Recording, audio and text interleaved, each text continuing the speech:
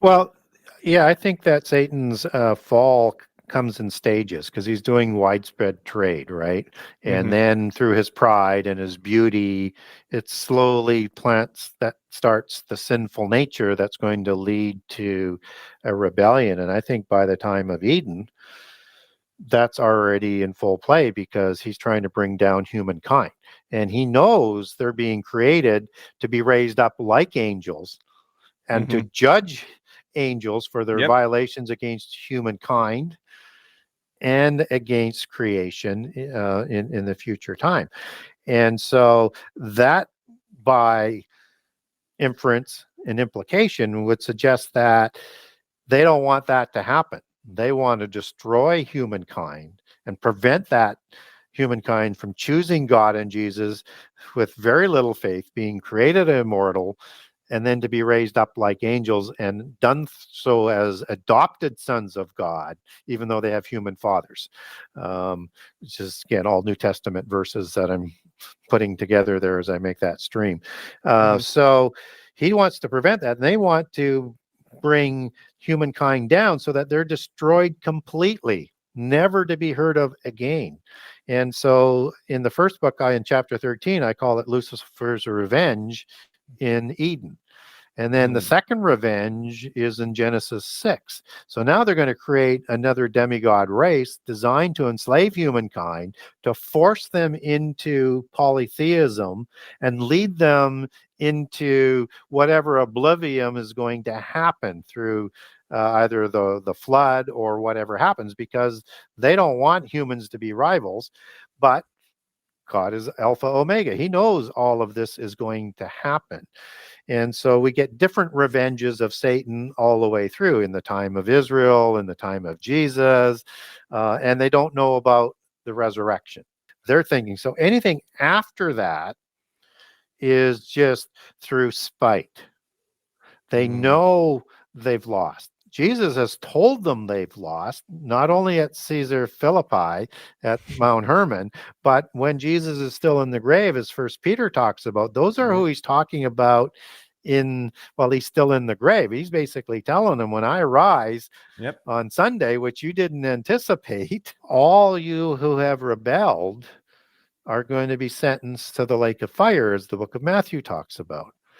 And so this is kind of a different scenario after the resurrection. So all they can do from that point on is just be as destructive as they can and lead as many people away.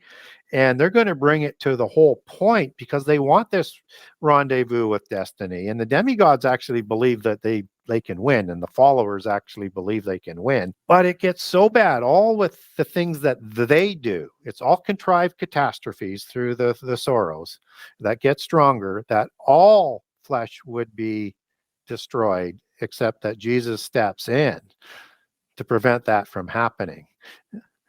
So it's all about the enslavement and then the obliteration of humankind by the visible ones for the invisible ones.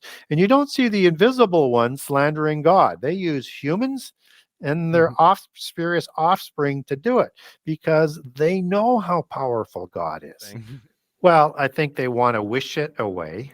And Mm. that's why you have this conflation of hell into one term that should be split into three. And the Yeah. translations Yep. into English are very Sheol, poor. Hades. Yep. Yeah, Sheol, the abyss, and the lake of fire. So, and if you are ever pressed by the interpretive approach, the Gnostic approach, the polytheist approach versus the literalist approach, Mm-hmm. they will say that the lake of fire is just a concept. It's not really real. They just sort of wish it away, just as they say that there's no resurrection, right? That's and Mm-hmm. and they get at it in lots of sort of different ways. Like they'll take, like, well, Jesus said his only sign was the sign of Jonah, and you don't believe that Jonas was or Jonah was swallowed by a whale, do you? And then there Mm-hmm. for 3 days or 3 nights, so that Jesus gave Technically as a a sign. great That's fish. yeah. That's just a fable. Yeah. Right? And people, oh yeah, they know that's just an allegory. That's just a fable. It's just a story. It's a parable. But that was the sign that Jesus gave to that wicked generation. So if he's Yep. giving the sign as a fable, then the resurrection is a fairy tale. Yeah. And I didn't use that word fairy tale lightly, because that's an art of polytheism. Mm. If you're seeing a ghost, you are either seeing a spirit of an angel, Mm-hmm. or you're seeing the spirit of a disembodied giant. Okay. The Bible says over and over and over and over that we sleep. And even in the rapture, it talks about those who are still asleep, Yep.